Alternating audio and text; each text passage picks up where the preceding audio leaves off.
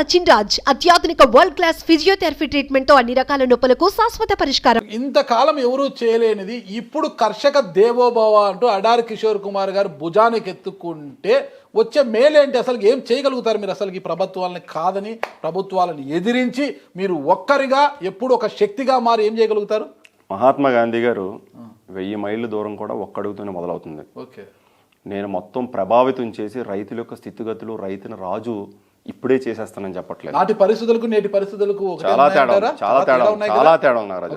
కానీ సంకల్పం అనేది చాలా గొప్పది. సంకల్పం అనేది చాలా గొప్పది.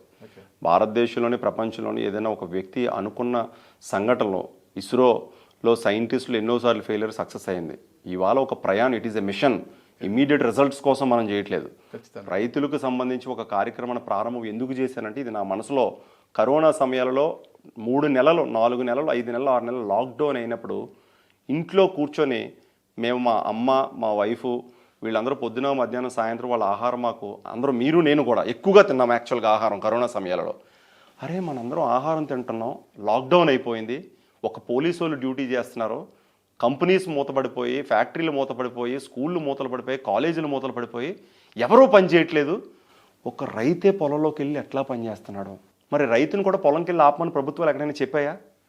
ఎక్స్పోర్ట్ ఇంపోర్ట్లో గూడ్స్లు, ట్రైన్స్, ఎయిర్పోర్ట్స్, కేవలం కమర్షియల్ ఆస్పెక్ట్స్లో ఫుడ్ గ్రెయిన్స్ ఎక్కడైనా కూడా ఎక్స్పోర్ట్ ఇంపోర్ట్ ఆపమని చెప్పిందా?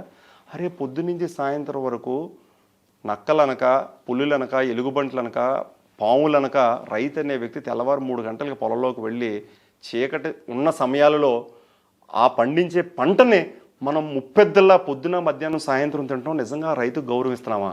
అరే ఒక బ్యాంకులోకి వెళ్తే సార్, ఒక నేషనలైజ్డ్ బ్యాంక్స్, ఎస్బీఐకో, యూనియన్ బ్యాంకో వెళ్ళి రైతు చేతులు కట్టుకొని 15,000 రూపాయలు, 20,000 రూపాయలు, సార్ నాకు విత్తనాలకో లేకపోతే ఫెర్టిలైజర్కో నాకు రుణం కావాలని చెప్పంటే, వై కూర్చోవయా వెళ్ళి అని చెప్పే పరిస్థితి నుంచి బయట రావాలి.